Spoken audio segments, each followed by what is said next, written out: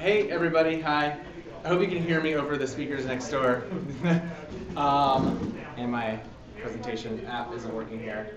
Hi, my name is Ryan, and you guys are here for the advanced Drupal session, right? Yeah, exactly. Where's that name called on? Right, exactly. Okay, excellent. So today we're going to be talking about Salesforce and Joomla and how we can think beyond the CMS and what CRM looks like and where we can go with that. And I'm excited to see that more than 3 people showed up. I was expecting maybe 2 or 3 folks, but this is much better than that.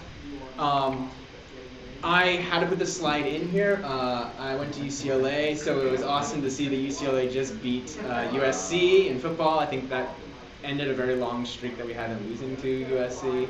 So just that, this is for memoriam, so everybody sees this. I want to make sure that's good posted there. Okay, so I used to be the president of Open Source Matters, the nonprofit organization that helps manage the Joomla project. Since then, I've retired. I spend most of my time on cruise ships singing or playing shuffleboard along with other friends in the Joomla community. So I used to be that. Now I'm a hip hop legend in the eyes of my team that made me take this photo at our retreat a month ago in Lake Tahoe. But I'm the CEO of a company called Picnet. We're a web development firm that helps nonprofit organizations. This is our crew. I mean, this is really just a hard-hitting crew here of folks, especially Michael with the glasses on. That just looks awesome. The 3 things we do at Picnet: we do websites for nonprofits. We also build engagement tools like donation pages and events tools and that sort of good stuff.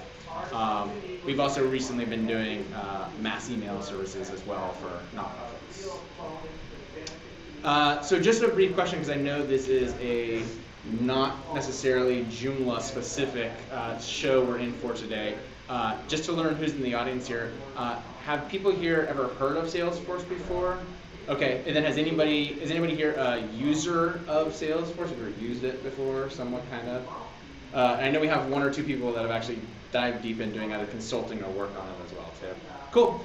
So what I'd like this presentation to be is kind of a basic introduction to both Salesforce as the company, because I think there's a lot of interesting things that have happened there in their philosophical approach to software as a service, as well as to giving back to the community that I think dovetails nicely with what we've been doing in the Joomla world. But also to give folks that are developers or people that do integration work a little bit of an understanding as to where you could go next after this presentation as well. I come from a belief and a practice that accidental techies rule, so everything that I'm talking about today, the goal is the output should be something that the non-technical person in a company or an organization should be able to pick up and run with. And if we're not doing that as technologists, then we're kind of failing our users. So I think what I like about matching up Joomla with Salesforce is exactly that we can make it easy for end users to be able to make sense of data and knowledge that's being shared within their organizations. A couple of public service announcements, both for making sure this is memorialized on video and on the Ethernet and the internet from now on. I don't work for Salesforce. I don't make a commission going around telling people about Salesforce. They don't pay me anything to do this. Prior sessions, there was concerns about zombies. I'm not a zombie. I won't attack people in the crowd here. But I've got a lot of best practices and knowledge that I can share with you guys during today.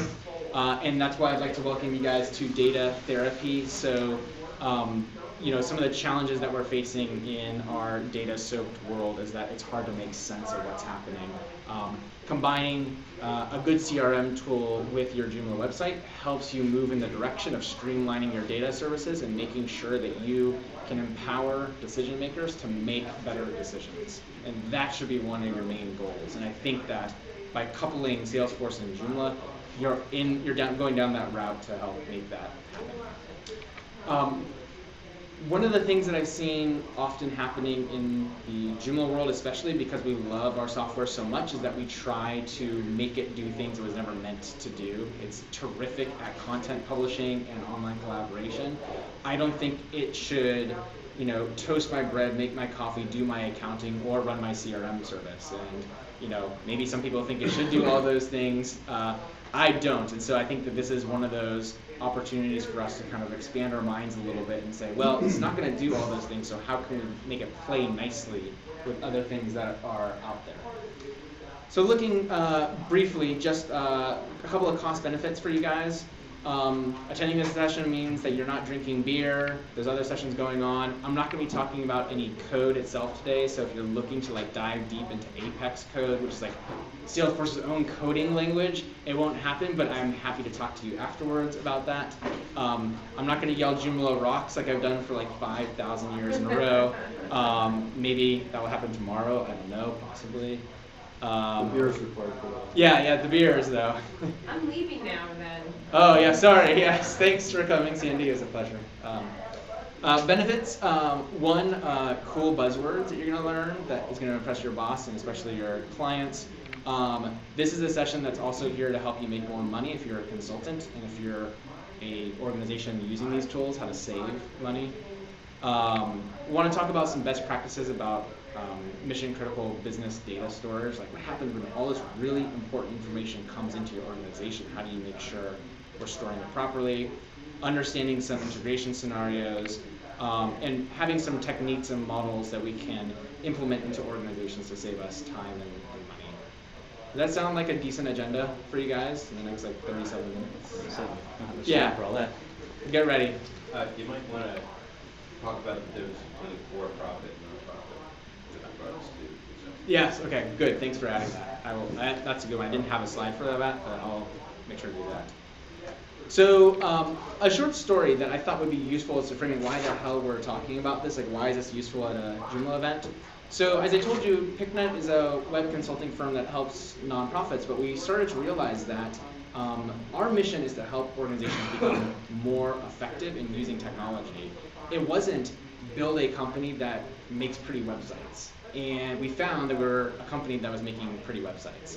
And that's awesome, but it's only one part of like this really long continuum of how organizations go through data processing. So we really wanted to say, well, what can we use in our arsenal to help the process of attracting new donors and new volunteers on websites, all the way to an executive opening up her iPad and seeing the effectiveness of her organization every day based on metrics of data coming in all the time. A lot of diverse clients were coming through, so we work with advocacy groups and associations and religious groups.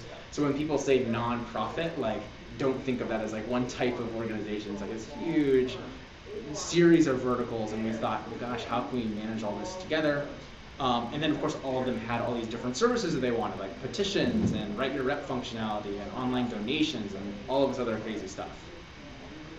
So it would be nice if we could bring in all this data from all these different types of organizations and have a 360-degree view of what's happening. Like I should be able to go into some place and look at a person that I'm engaging with within my business and see, what are the ways that we reach out to them in marketing? How have they paid for services? What's the last time somebody talked to them? I want to be able to see all of that, rather than what typically happens is a very siloed and fragmented data service that a lot of organizations have. So what do you do? Hopefully you find your way towards a CRM service. And what is CRM? Briefly, depending on if you're a non-profit or a for-profit, it's either customer or a constituent relationship management. What's it provide? A couple of key things here, but in the interest of time, I will put this slide there so everybody can see everything. I think the most important thing is this last bullet point. It's great to be able to make sure we're getting all the data in and that we're able to manage it, and there's workflows to make sure it's going into the right place. But helping decision makers in an era of way too much data input make good decisions is super critical. And I think having a CRM tool that does that and provides dashboards and key performance indicators, I think, are critical for us to be successful as businesses and as organizations. So how does this fit into your businesses? Let's just take an example of the sales lifecycle process. So first step, you need people to know that you exist. You have all these different campaigns, email, advertisements, etc. This is part of the marketing process. You need to make sure that you're aligning yourself well with the potential clients you're looking to work with and going through a BANT evaluation process, and this is all part of what's the qualifying process. then you've got a sales process where you need to help make sure that you're aligning properly to get to the final closing of the deal. Then you need to execute the deal. And then you need to make sure that after you finish a project that you're there to help ensure that people are coming back for more business with your organization. And then finally, any potential opportunities to do upsells or referrals, these are all part of the client enhancement process. So it typically looks like this. You go through the full cycle from marketing to qualifying to sales to delivery to retention to enhancement, then back to marketing again to remarket them and go through the circle over and over again. And oftentimes this is done totally fragmented. You've only got emails on it, you've got Excel spreadsheets, it's a total disaster. So it's important to have some sort of a system that brings this all together. So the CMS, I think, is just one part of this bigger puzzle. And I know we're talking about CMS this weekend, but it needs to be paired up with services like CRMs. We need to be able to set goals and metrics, and we need to find ways to measure our success, and we need to be able to do it in real time. So it's something that in 2012 and 13, getting these reports to run nightly or getting them to run once a week, once a month is just way too long. This stuff has to be happening immediately. So wouldn't it be nice to be able to have a place you could put all these tools together? Well, here's Salesforce's view of the CRM world, and it's unique to what you'll hear in maybe the Sugar or the Tiger or other worlds that are out there. Their view of the world is something like this. So they've seen and they looked at a change in the way computing has happened, from mainframes to more client-server, ASP type services, into these more enterprise kind of cloud computing services. And when I say cloud computing, what I'm really saying is they're having a lot of fun next door. Is there a way we can ask them to turn down the music or the microphone? I mean, the room is probably this big, I guess, right? So that's kind of like when I'm talking about cloud computing, I'm really talking about like multi-tenant structures where you've got one piece of software and multiple clients are working within that same application structure and normally accessing all remote. Is that generally accepted for people as to what this cloud is? Okay.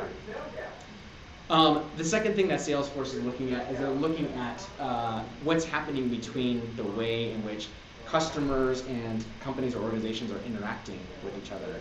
And when they're looking at it, they're seeing that, yes, email is the way things have been for the last, 30 years or so. But change is starting to happen, especially with the new generation of users, and it's really coming through social networking or other sorts of social behaviors that are happening online that are no longer email. So taking those things into account and taking into account how the internet is being used, which they've got this graph here that looks at essentially search engines used to be one of the dominant uses of the internet, and now it's Facebook and social networking. Right, yeah. If you look at that as your lens of reality on the internet today, then the tools we're using to even conduct a business needs to be reflective of that. It needs to recognize this is the way in which Gen X and people younger than that are coming into our economy, coming into our workforce, and they're looking not to live in this old-fashioned fax and email world. Social, that's what you hear all the time in the Salesforce world. So what is Salesforce then? So Salesforce, with all the background, Salesforce started off as literally Salesforce automation. The purpose of how can we empower salespeople to have tools to do stuff effectively. As I told you, it's a cloud-based multi-tenant service, strong workflow functionalities. Soon after they got started in Salesforce, they started to realize, wow, there's a lot more potential than just being sales automation. Like, essentially, we're kind of building a database, so why don't we let people start building custom tables or custom objects and doing something a lot better than that? So they moved down that route. They then, I think it was about 4 years ago, maybe 3 years ago, started database.com that said, okay, well, let's make this even more generic and just say that instead of MySQL, instead of Oracle, instead of these other services, what happens if we just kind of gave you a cloud-based database where you could spin up databases by like not even typing any code, just like going through a UI and making your own database tables and making them related together. And then essentially they said, well, what happens if we gave you all this power and then we just focused all of our energy on the API? And we said, yes, we're going to make a really nice UI, but they recognize, I think it's like 60% of all the traffic going over the Salesforce servers is all through custom apps through the API.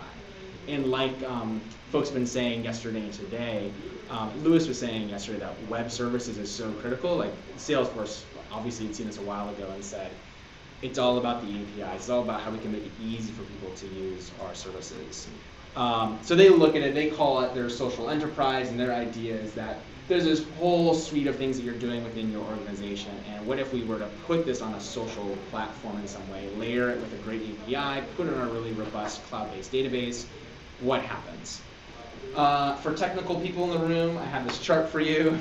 It's simply saying that there's a couple of pieces here.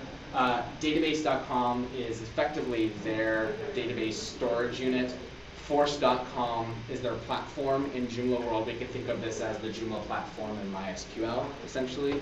Up above here, they have their core applications that include things for sales, things for customer service. Radian 6 is a tool that's used for understanding what's happening over social networks, social network intelligence, essentially. And I'll talk about these other things in a bit as well. They've also been doing a ton of buyouts recently. So we just talked about Radian 6. Data.com, and oh, that's me.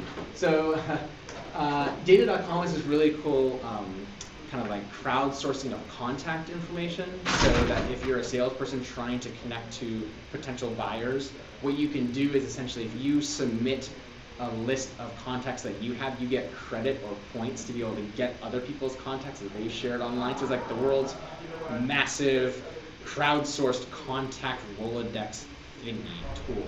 You can pay for contacts as well. Anyways, they bought that because you can imagine that would be really powerful to suck into a CRM service. They also said, well, gosh, if you're doing this, you probably also want to do human resources. So they bought this company called Ripple that helps people use CRM services to make sense of how they can track employee performance. And then they came out with something called Chatter, which is a lot like Facebook meets Yammer meets your entire organization's database. So every time you post something on your Chatter wall, which looks like a Facebook wall, every time you post something on there, it could be, you know, somebody makes a sale within your organization that automatically gets posted on their wall. Maybe a customer gives 5 stars to like a support ticket that they had just had solved by one of your support agents. That can show up on an executive's Chatter wall. It can also be a way for you to instant message and communicate with people within your organizations in a secure fashion, which is super helpful for the enterprise that can't use something like Skype, or they can't use public services, but they can use something that's more private. So just a brief tour. I'm going to then go through some example use cases, and then I'm going to dive into just a live case as long as I have internet connection. They're working just fine.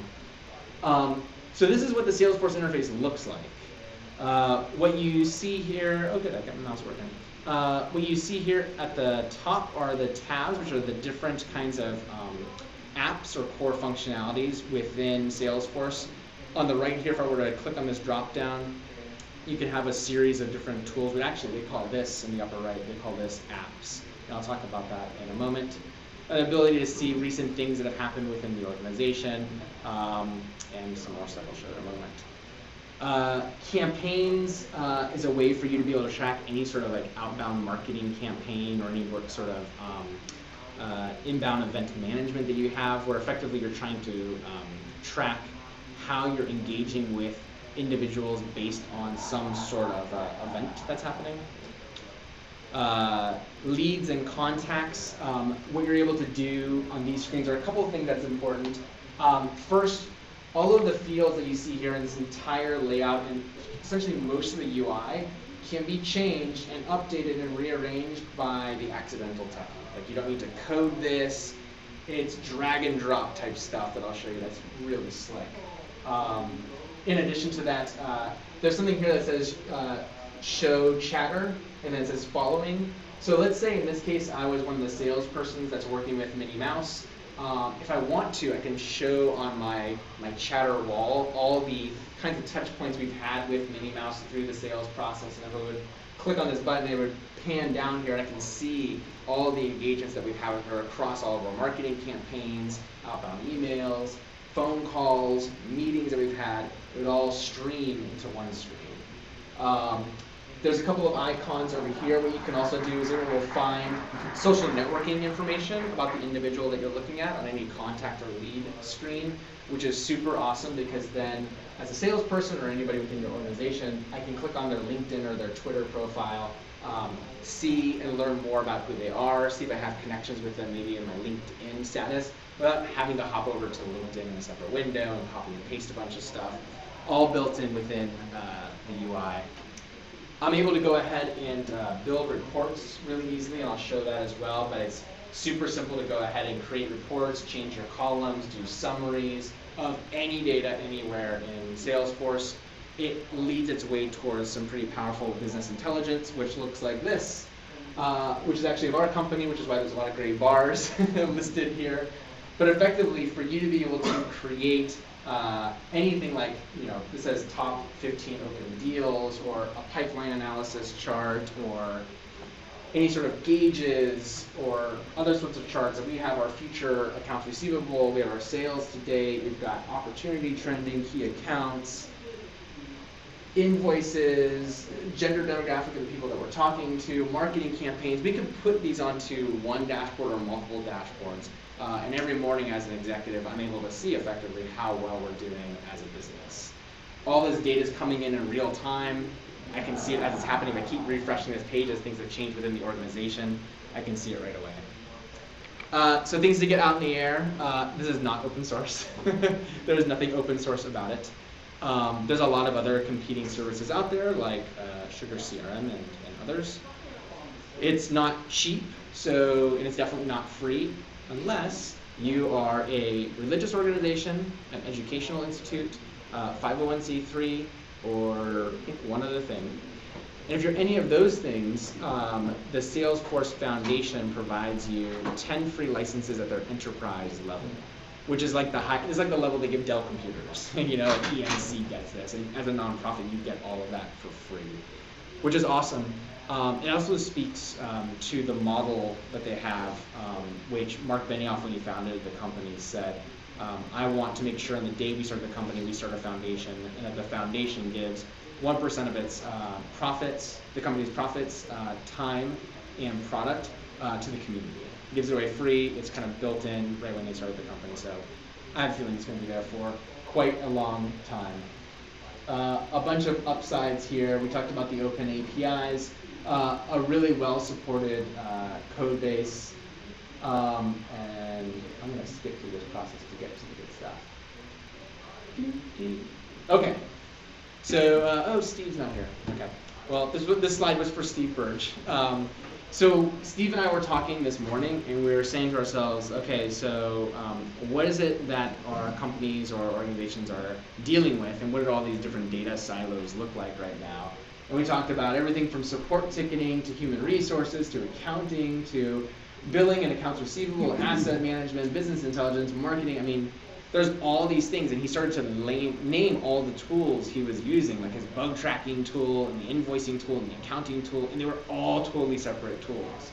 And I was able to come from like the Zen state and say, well, Steve, we went through this long process and this hard journey, and we said, well, we didn't necessarily replace all of these tools with something like Salesforce. We're able to get all the data into one place at least and have them integrated in properly so that we can make better sense of what we're doing as a company.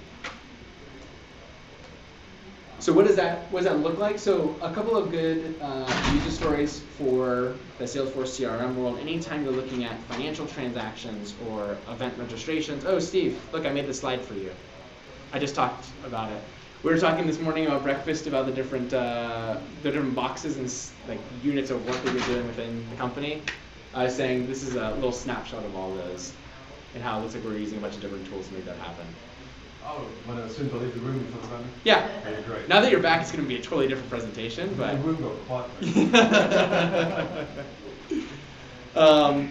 Same for things like form building, event registration, business intelligence reporting. Anytime you're really trying to collect data from the outside world into your organization, and then you're trying to make sense of it so you can make good decisions, that's probably when you want to say a CRM service is going to be really critical for my company, my organization. Okay.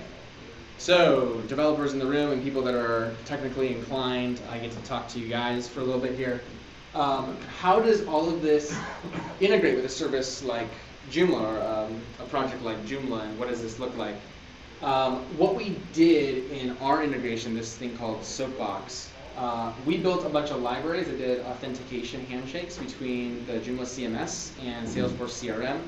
We built a bunch of libraries that allowed for component integration to the CRM, so that if you've got an events component or a donations component, we want that component to essentially talk to Salesforce, so that we're able to go ahead and say, somebody registered for an event, boom, let's record that directly in Salesforce.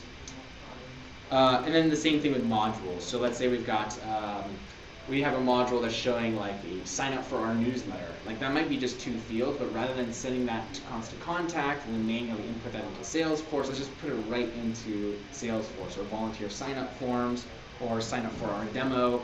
Let's put those into modules as well. So I called this turducken, turkey, duck, chicken combined Joomla style. So what you're seeing is Joomla kinda in Salesforce. So it's the same, this is the Salesforce administration, this is Salesforce UI. This here is actually a customized version of the Joomla administrator. Effectively what we've done is we took the Joomla CMS and we threw out the CMS part of it and we kept the platform and the framework, and then we built apps for events and donations, searchable directories and other stuff. And we said, well, if we could reimagine this, if we could make something that allowed organizations to have access to web pages that talk to Salesforce, what would that look like? Some of the things that you should be, or some of the things we thought about doing to make this happen, we said, well, what happens if we want to do payment processing or shopping cart services? How could that be presented on the front end and then integrated with Salesforce? These are some examples that I'd recommend you guys think about as you're thinking about building apps or thinking about integrations. Essentially, we said anytime there's a front-end use case, or there's any sort of website page flow that we needed to make sure data got into Salesforce and it followed some logical rules, we wanted to build an interface for people to do that within Salesforce and then the data stream directly into it. So we did that for donations. What we've done is we made a relationship between campaigns, which I talked about earlier, like a marketing campaign, campaigns and donation pages or event pages. And we allow people to choose that information from within Joomla, connect to it in Salesforce, so now there's a one-to-one connection for a donation page. So every time somebody makes a donation, it's related to this campaign, so we can track back the effectiveness of different donation pages we have on websites. Same thing with events. Okay, some real examples here though. Groundswell is a, well, I think I have another slide. So Groundswell is an advocacy group that's in New York City, started in 2001. They started because they wanted to combat hate and build love in response to the violence against Muslim and Sikh Americans. This is the shooting that happened in Wisconsin in 2011. And the way that they wanted to do it is to move quickly by essentially having these online campaigns and to let people know what happened, to collect interest and to kind of move our communities forward and collaborating together. So what they did is they wanted to build these sort of petition forms like this, or to solidarity forms they call it. And they collected things like first name, last name, email, zip code, the basic contact information, because you don't want somebody to fill out 20 pages of forms just for the basic contact information. They were able to add a note of solidarity to the Sikh community in Wisconsin. And then what they were able to do is say, well, great, well, we've got all this data, and because we streamlined it into Salesforce in real time, we've got a really clean API that we can then reverse it and then display it on an interactive map like this. They're able to do reporting on and display it in real time, so they can see this in a nice integrated Google map here. And then, of course, we can send somebody after they said their nice words to a donation page. And let's say that I'm a new person, I don't exist in their database, I don't exist in the CRM service whatsoever. I came, I filled out the previous form, filled out my first name, last name, zip code, sent information in, it takes me to this donation page. I now exist in the database because we want to have it talking in real time. Your CMS and your CRM should be talking right away. Because of that, I'm able to get a response back from Salesforce into Joomla that would allow me to go to a donation page and then collect this information here, match it up with an existing contact record in Salesforce, and to show within minutes that this person is new, they took an action, and then they gave us money. And it's all not syncing overnight, it's happening right away, so we can have a more interactive engagement with folks. Another way you can do this is also by searching data in the CRM. So we are a certified B Corporation, which is a sustainable business here in the US.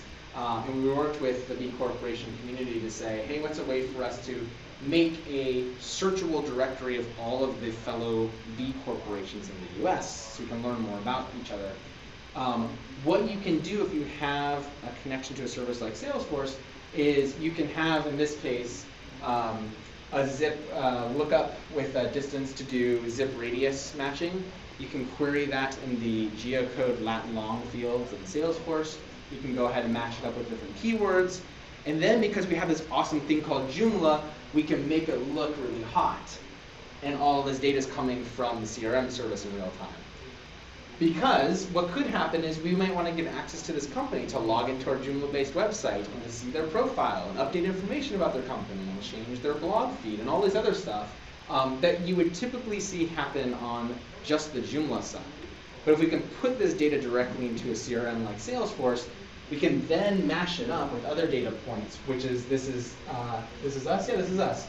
So you can see the impact that we have based on their certification guide and the different ratings we have within the B Corporation community. We could do something like that on the right in Joomla, but there's so many data points and so many calculations happening, it seemed really silly. But to have it into something like Salesforce made a lot more sense. And then finally, one of the big picture pieces, just looking at the Salesforce offering, they have the Sales Cloud, which I was talking to Steve about earlier, is probably 90% of what people in our room here would be interested in checking out. It does everything from that Salesforce automation to contact management, campaign management, all of that process. It's called sales, but it really covers a lot more than just like the one-to-one sales opportunities. The Service Cloud is really more if you have a big, teleservice center, you've got people answering phones, you can have stuff show up on screens in real time, a whole lot of other stuff here, including the Salesforce platform. And I hope that I can go to here. One more thing and then I can pause and let people ask a bunch of questions. I think I was telling you guys that Salesforce released something called database.com. Database.com is like taking the Salesforce interface and like zooming it down just for the ability to essentially point and click your way to making real-time cloud-based databases. And what it allows you to do here, just this overview screen, just see some basic information about what's happening in the service. They've got a nice schema builder that you can go ahead and show relationships between different objects that you create in Salesforce. It's super slick. And then you can drill down, you start actually creating your objects or your tables in it. So you can go ahead and say, hey, I'm sure I've logged out right now, but let's look at the postal code. Oh, I didn't log out. The ability to see all the most basic fields that come within the object, what the API information is about the object, and then down below, all the information about custom fields, relationships between fields. If you've done any sort of MySQL database playing around, like the data types and a lot of the field information is going to seem very familiar to you. They also have a concept of being able to have things called triggers. So anytime there's an insert or an update or an edit or a delete of any kind, you can have things fire. You can have essentially workflows fire. Let's say if something happens here, change it on this other place as well. And one last thing, how many minutes do I have left? Just a few more? Yeah, 6 minutes. Okay. Just to show you what things look like in the interface here, and to give you an example of like what an app looks like in the Salesforce world, in the upper right-hand corner, they have a listing of all the different apps that we happen to have installed in this dev environment here. Our company built this thing that said, well, gosh, we want to make it easier for people to send mass emails from Salesforce, so how do we do that? We built an app that allows you to connect Salesforce to the Amazon Web Services cloud and to use simple email service to knock out thousands or tens of thousands of emails from directly within Salesforce, where you have all your contacts, off through email campaigns. You can check the effectiveness of those campaigns, and you can drill down and look at information about individual folks within the campaign and check email link effectiveness. Within Salesforce, essentially what I'm trying to say is that you can build apps that can have nothing to do with just contact management or basic reporting. You can essentially build it to do any sort of data manipulation, workflow processes, task management that you would want in the cloud. And what my recommendation would be is let's take all this information and be able to display it on your website, be able to allow people to engage with it on your Joomla-based website and to connect to it in different ways. So that's what I've got for now. I just blew through that really quickly, but I'm happy to take questions from you guys. Yes? Okay, two questions. One is when you load it, is it like a module, so you load it and you're a component, you kind of manage it? Exactly, yes. Okay, so you can do it like, just like, okay. Yeah, so if you look at, something like this, so this is a Joomla-based, yeah, there's a nice little Joomla icon. So this is a Joomla website. Mm-hmm. In this case, this is a module that's doing a search. When you hit the search button, it's going to do a query within a component that we have that we call JSalesforce Search that searches data in Salesforce. And then down, On the administrative side of Joomla, oh yes, yeah. So you can. am I in Joomla managing this? Yes, you are. Doesn't Yeah. need to have Salesforce loaded, it's all in Joomla. Right. That's So the module. that's what we did. That's our recommendation, is that we built it. We said anything that's going to show up on the web front end, you should build a component for it so you can manage the view and you can manage what fields you want to have displayed, and then connect it to a Salesforce object. So when data is going in or you're pulling data out from Salesforce, it knows what object to look And at. Salesforce has to be loaded on another component of a PC or a Mac. So the Salesforce is a cloud-based service. It's Alright. it's persistent. It's So totally you're separate. connecting back and forth. Exactly. The data is still using the Salesforce solution. Yep. Okay. Exactly. And then if I've got 85,000 contacts on a magazine, Yep. and over years we've corresponded, can I load all of them in and then send out a one-time RSS feed, you want to be a part of this kind of thing, and when they reset no, will it automatically take them off the list? Yeah. So what you do, well, You might want to take it off of this. you might want to mark them as like opt out or Right. something. Right. Yeah. You may want to engage them later. Yeah. I would say there are services that do that. Just as an example, we built one that does that within Salesforce, so that you have a campaign. Like the campaign would be the campaign to get people to sign up for my newsletter or whatever that might be. And then you want them to be able to respond by having a form that they either logged into your website or somehow told you who they were. That connects to their contact record in Salesforce. And then based on if they checked the box or didn't check a box and hit the submit button, it would send that data to Salesforce and do something like check, a box in their contact record that said unsubscribe or opted out or something else. So that's how it would work. Either people are, what's really powerful about Joomla is that we've been able to make it so that when a company comes to a page like this or to their own company page, they could log in and edit their data that's being displayed on the website, but the data is all actually being stored in Salesforce. So we use Joomla as the authentication structure. They log in, they then have all the Joomla-based permissions to see different things. And then because we made a relationship between their user and their contact in Salesforce, we allow them to edit that information in Salesforce. Can you just say that it's a front end for Salesforce? Yeah. That would be me tooting my horn, but that's essentially what it is, yeah. But you could also then use it to tie it to whatever they're doing on the site too. So you could watch them go over and interact with some particular material, and then come back to this video, Yes. and then go, ooh, this guy, call this guy, he's gonna buy something. I'm not saying that I'm not saying that I would recommend doing like super tracking, but what we've built and what I'd recommend folks consider building if they're doing this type of integration is we built a plugin that's persistent, so after they log in, we've then cached their basic contact information from Salesforce, like their ID. And as they move their way through your website, like maybe they go to a donation page or a payment page, like pre-populate all that information for them so they don't have to fill it out. And you know who they are because they've signed into it and there's a secure connection there. So we can track what they're doing, we can make it easier for the user experience, and we can make sure that when we're sending data in, we're not doing duplicate data entry because we have their contact record ID from Salesforce. So we can make sure we're not making duplicates in Salesforce, which is a huge problem with most database and web solutions. Yeah. Do you have this interface to Joomla to Salesforce? Is it common interface or you implement when you use Salesforce? Say that one more time. Is it? Do you have a common interface to connect from Joomla to Salesforce, or it is specifically for your Salesforce account that you have? So what we ended up doing is we have two plugins, one for the user and then one for just the API connection between Salesforce and Joomla. And so those are common across all the components that we build.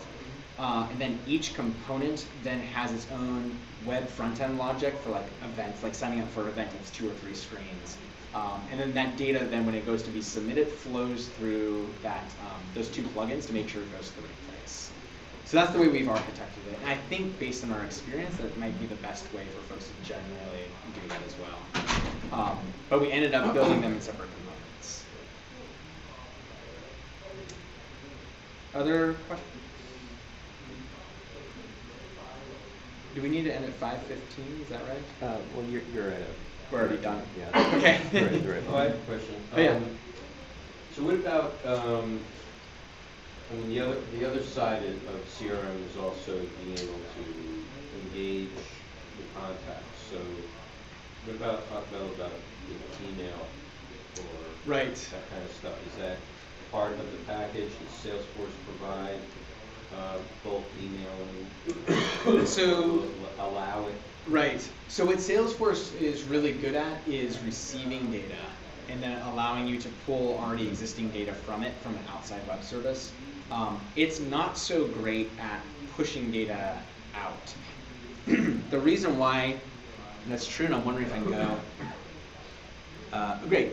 So they have this concept of governor limits because it's a multi-tenant service. What they say is they need to make sure that you're not overrunning their memory or their CPU utilization or other bandwidth services. So they have like a checklist of this long of all these different limitations they have as to what you can do essentially from like a data level. And a lot of those make it really difficult for you to do mass email or mass communications out from Salesforce because you'll really easily hit all those overutilization governor limits. The strategy around that we found is if there's already existing infrastructure as a service plays out there, so Amazon Web Services is a key one that we used a lot. If the data is in Salesforce, then let's have that data and have Salesforce talk to this external service that will be the engine that's running it, sending out hundreds of thousands of emails. And all Salesforce is doing is having an API request that's going from Salesforce to Amazon saying, send this, send this, send this, and just doing that over and over. It doesn't hit any governor limits. It's done asynchronously. It's really easy to do. And that's the strategy they recommend in any sort of like outbound data push from Salesforce. And where is the Joomla front-end hosted? For us, we host it on our own servers. It could be done, on a little shared box. It could be done on, a much larger system like we built. But yeah, you'd host it yourself. One other big benefit is if you structure it in a way that you've got a Joomla plugin that's communicating with your CRM service like Salesforce, typically it means that you only need one license from Salesforce to connect your website to Salesforce, which means then you can have people logging into your website and having tens of thousands of user accounts on your website, but communicating with Salesforce over just one license. Salesforce allows this because they know you're going to run into governor limits, and when you do that, you have to pay them more or change the way you're operating your structure. But they care less about necessarily buying a bunch of like the much cheaper level portal licenses, or more focused on you getting as much data as possible into them, because by that time you're pretty wedded into their service. So their model has changed a lot from just Salesforce automation to, we'll be your database service in the sky, and the currency of keeping you there is your data. So get as much data as you can in here, please. And then once it's in there, if it takes just one license to have your website talk to Salesforce, that's a huge cost savings for our companies and our organizations. And for them, they win because they know if you want more data space, you got to pay for it. So that's a huge benefit of us in the Joomla community being able to architect like a cloud service like that. Any other questions? Awesome. If you guys are ever looking for strategies or help for integrations, or just want to learn more about Salesforce, I know at least the 3 of us up here know a lot about it, so happy to help you guys out. I have a question. Yeah. How about Magento? Is it tied into Magento? I don't know, but that is a huge gaping hole in the Salesforce world, which is shopping cart services. Unless you guys have like the perfect solution, there isn't anything that's great for that right now. Salesforce has a concept of being able to store products and keeping track of inventory, but there aren't any that I know of services like shopping cart services like Magento that will integrate with it quite well. Because how you close that, something like that, is you send it to like a quote or estimate, and then push it to a form invoice. Yep. And then to a real invoice, and then we'd have to go through shopping cart, which can get routed to shipping departments. Yep. And so, I mean, I haven't used Salesforce.com, so I'm not sure how it pushes contacts to sales, to closing sales. Right. In general, what they do is they have a really nice UI for building workflows, like creating tasks, doing email alerts, pushing data out, all that sort of stuff. And it's all point and click. It's super powerful for workflow management. So like in our case, if somebody's interested in working with us, like maybe they'll fill out a form on our website, that can fire off an email, we could use it to generate invoices, do everything. The one thing we haven't done is connected to like a shopping cart service that can then deplete from our inventory and then send off the invoice. But that's a good point. Yeah, because like these bigger shopping carts like Magento, they're kind of dabbling in CRM, ERP. Right. They have a lot of that the functionality built into it. Right. It's not fully functional. Right. So you still have to like get it back there, especially if it runs through your shipping department. Right. Yeah. Yep. So what's it, you go to Salesforce, you buy the service, Oh yeah. and then you go to Joomla and you download an extension and you load the module and you connect it? What is the steps to get Salesforce working? What are the 3 steps? I think there might be one other company in our Joomla world that's doing this type of integration. I'm not sure. I mean, people are doing it custom. Like there are folks in the Joomla world that will build this stuff custom for you. But I think, our company provides it as a service, Joomla to Salesforce. There are, I think, one other company that. You're not with Joomla, you're not with Salesforce. No. So we would buy something from you then? Right. So you sell an interface? Yes. What's the interface? It's this thing called Soapbox that we have. So we download Soapbox, that's the module we load into Joomla? Something like that, yeah. But there's options. I don't want it to be like a pitch for us, but there are options out there. Or the strategy that I created that we've talked about is actually really simple. If you wanted somebody else to custom build that for you, it's not. Just wanted to have a module. I mean, you sell an API? Right. Yeah. So we just buy the API. Right. The API integrated. Right.